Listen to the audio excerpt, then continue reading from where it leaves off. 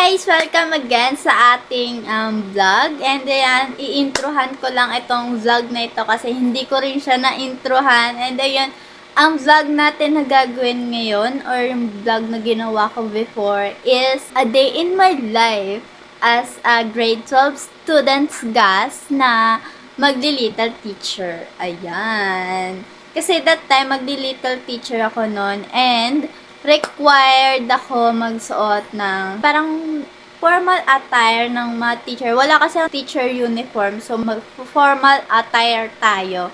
And ayan, sasamahan nyo ko and kung ano-ano nga ba yung mga kaganapan doon. Siguro, huwag nyo kay bash kung hindi ako ganun kagaling magturo as a little teacher. Pero, I'll do my best naman. Kasi tatlong section yung pinasukan namin.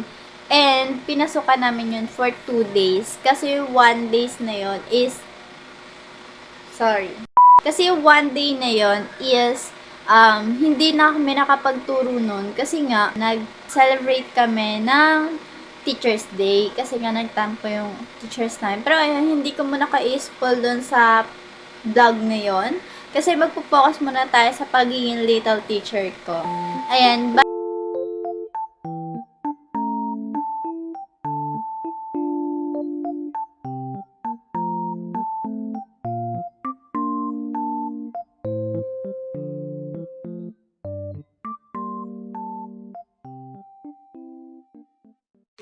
Hindi. Ano ka? Mag-ano yan?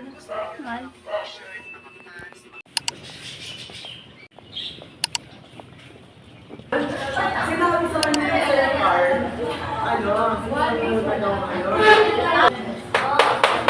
Okay guys, magtuturo na po kami.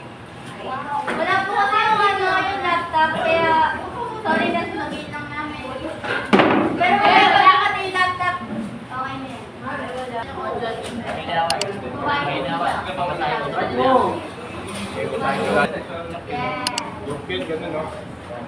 Pero yan. Good morning, Panginoon, and this is Lorente, and we will be Nagalugin mo na lang, kasi naman natin yan. kami ang nasa-assign. Wala muna tayo sa descriptive. Bali, sa bukas na lang yung isa. Bali, dalawang analysis kasi yan. Bali, sa analysis, sa pag-analysis natin ng data, bawal kayo magawa ng haka-haka lamang. Halimbawa, kung nagpa-survey kayo, tapos ang lumabas ay yun lang rin yung ilalagay nyo, hindi kayo magdadagdag bawas. Example, ayan. Ito yung scoring. May naka-50 sa nag-exam si ma'am. Tapos, kung sino makasabi ng tatlong uri ng major na central tendency exempted na sa activity. Para makuha natin yung pinaka-fit niya, i-divide natin siya. Ilan ba yung natin? Nakalagay na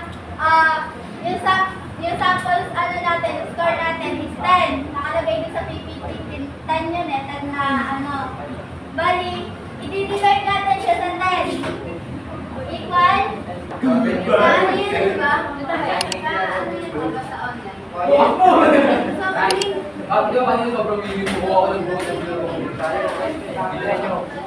So, tinuruan namin is yung sa mismo section na pinapasukan ko kung saan ako belong. Sa gas, ayan. Diyan kami una nagturo and hindi masyadong maayos yung pagkaturo ko kasi nga ate, hindi naman sila masyadong nakikinig and mga kaklase ko sila kaya parang hindi naman masyadong need seryosohin. Kaya ayan, medyo magulo yung report. Parang nag-report lang kami ng normal dun sa loob namin, sa loob ng section namin. And ayan, after nga nun, nag-recess na kami. After nga nun, na nagtapos namin magturo-turo dun sa section namin, syempre, recess na namin nun. And nag-recess muna ako, as always naman, lagi ako nag-iisa sa room or sa school. Kasi wala akong circle of friends. Kaya ayan, samahan nyo akong kumain mag-isa.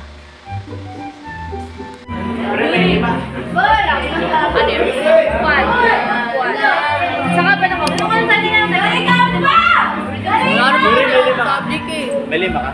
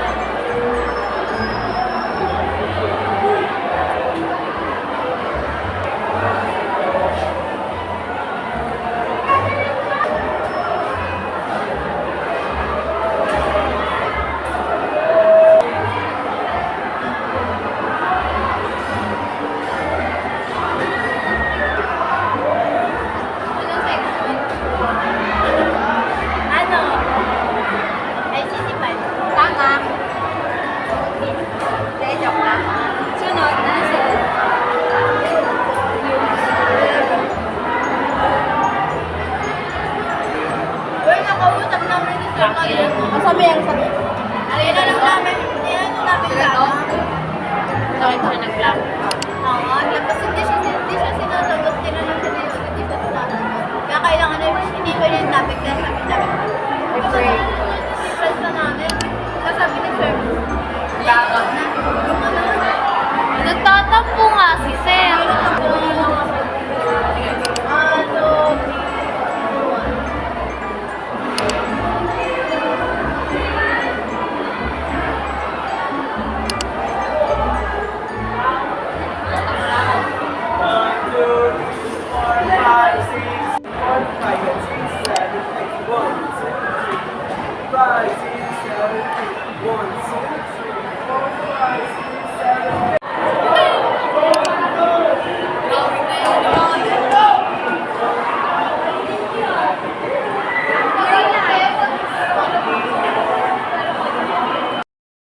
tapos ko nga nun kumain-kain, tapos nun ang mga pangyayari ngayon is oras na para magturo and pupuntahan nga nung muna natin yung unang section na kailangan namin turuan and ito ang mga nangyari.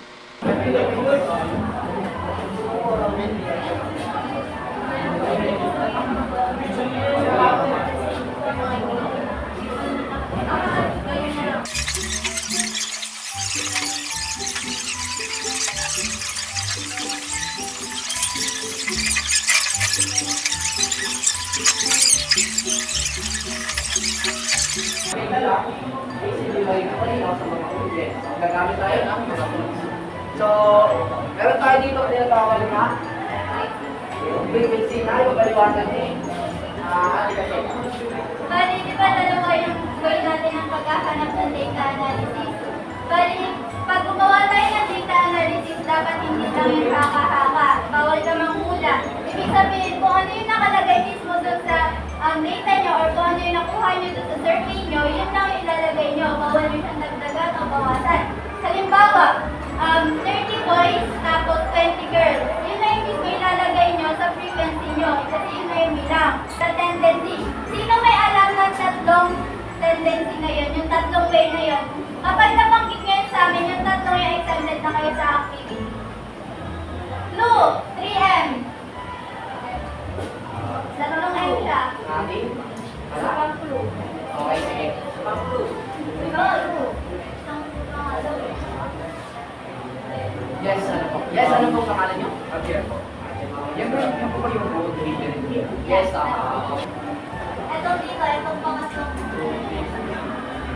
Yan, tama. Times lang siya. Bali, tatlo yung nakakuha ng 50. Diba, tatlo yung nakakuha ng perfect score. Itatouch lang siya sa 3. Kasi tatlo yung nakakuha. Bali, magiging 150 siya. Ganyan din sa sa pangalawa sa sagayan. At sa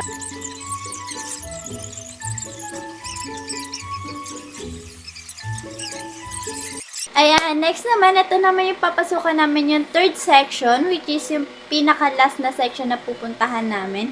And, ayun na nga, dahil nga doon, ito yung pinaka-worst na section na papasukan namin. Yung unang section na pinasukan namin is gas, hindi masyadong maayos yung ano namin doon. Yung pangalawa naman is okay naman siya kasi mababait lahat yung mga naturuan namin doon. Ayan, nakipag-cooperate sila. Then, yung pinaka-last section is yung YUMS. Yung ICT mababait. Yung YUMS talaga atin, na sobrang nakaka-stress kasi sobrang judgmental nila. Like, sa section nila, sobrang dami nila. As in, punong-puno sila. Tapos, hindi sila nakikinig. Ganyan, may iba silang ginagawa. Ganyan, kahit pagsabihan mo na sila, wala silang pakita. Eh, nakakahiya pa kasi one time, nagtuturo siya kasi dapat ako yung magre-report nung sa, table. Kaso, let him cook na lang. Ganun na lang yung nangyari. Kasi, ate, dire-diretso siya. Hindi niya ako pinagsasalita. Like, parang gusto niya siya lang mag-isa magsalita sa harap. Like, sino ba naman ako? May choice pa ba ako mamili ng kasama ko sa pag-teaching? Wala. Kasi, pinapili lang kasi kami kung sino daw yung may gusto mag-teaching. And, nagtaas siya. And, nagtaas din ako kasi gusto ko nga ng grades. And, ayun, no choice. Siya yung nakasama ko. Lagi siya nakakaaway, pero no choice. Then, ayun na nga, hinayaan ko siya mag-explain yung sa table. Ayan. Ate, hindi niya na-explain masyado yung sa decimal point na kailangan i-round off. Ayun. kada ano kasi, di ba, pag may decimal point, like parang pag 6, ayan, kapag more than 5 pataas, ayan, i-round off yon. Eh siya, hindi niya yun alam, te, like, basic na lang yun, te, di mo pa alam. Since siya kasi yung nagtuturo nun, ako umupo na lang sa gilid, kasi syempre ayoko istorbo sa pagtuturo niya. And, ayun, nagtanong yung mga students sa kanya, sabi niya, kuya, syempre di sila sanay na sir. And, kuya, bakit, hindi i-round off? Dapat i-round off yan. Ayan.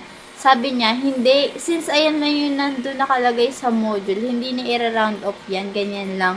Te, sabi ko, bahala ka sa buhay mo, nira-round off talaga yan, te. Basic math na lang yung te, oh. Tapos, may tumayo na isang lalaki. Tapos, kinorection siya ate. Pero siya, te, parang napaya siya. Like, ako na lang nahiya. Since ayaw niya pakinggan, sinabihan ko siya na i-round up. Boy, i-round up mo yan. Kasi, nira-round up talaga yan. Pero, te, hindi siya nakikinig sa akin. Todo na talaga siya. Sige, you can do it. Tapos, ayun, parang nakahiya kasi mas tinuruan pa siya na estudyante. Sa table, mag-table si table. Mahinig ko kayo kasi may pa-activity po ito pagtapos. Okay, nagpa-exam siya, 50 items. Tapos, nagbigay siya ng exam doon sa 20 students niya. Halimbawa, yung 50, itatype sa natin sa 3 kasi tatlo yung nakakuha ng perfect score. O di magiging 150 siya. Gets? Kaya ang mga kasi dito, tatanggalin niya. Kahit anong point pa daw yan, i-round up mo. Okay, sige, tanong nila lang sa Sir Aldrin kung mali yung teaching namin or kung may mga idea pa kayo.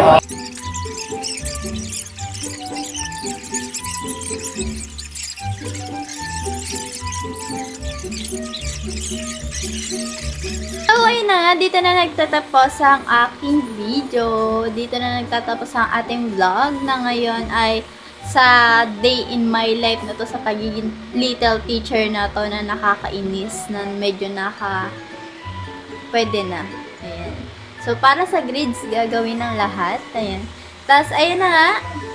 Thank you so much. I hope nag-enjoy kayo. Kung may mga suggest pala kayo na gusto nyo i-content ko, is i-comment nyo na sa baba. Then, mag-comment na rin kayo sa baba ng shoutout people.